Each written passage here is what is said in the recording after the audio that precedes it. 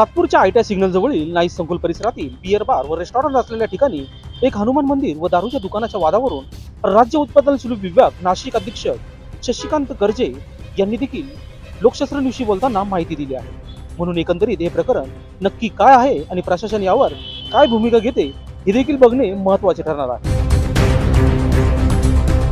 Nice संकुल मध्ये हनुमानाचं एक मंदिर आहे आणि त्या मंदिरापासून 75 मीटर अंतराच्या आत एक FL3 म्हणजे परमिट रूमची अनुमती कार्यरत असल्याची तक्रार प्राप्त झाल्यानंतर आम्ही धर्मादायुक्त कार्यालयामध्ये सदरचं मंदिर नोंदणीकृत आहे किंवा कसे किंवा सदरच्या मंदिराचे व्यवस्थापन नोंदणीकृत धार्मिक संस्था करते किंवा कशी याची विचारणा केली आणि त्यांनी उत्तर दिल्यानंतर आम्ही त्या आस्थापनेपासूनचं मंदिराचं अंतर मोजलं तर ते 75 मीटरपेक्षा कमी आढळल्याने आम्ही त्याला कारणे दाखवा नोटीस बजावली।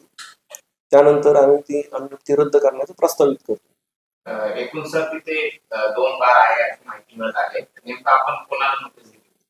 आम्ही दोघांनाही नोटीस दिली होती, परंतु एकाच अंतर 75 मीटरपेक्षा जास्त असल्याने आम्ही त्याच्या विरुद्ध कोणतीही कारवाई प्रस्तावित करीत नाही। आपण काही त्यांना पत्र कारणे दाखवा नोटीस दिलेली आहे। लोकशास्त्र न्यूजसाठी बंटी आढाव, नाशिक।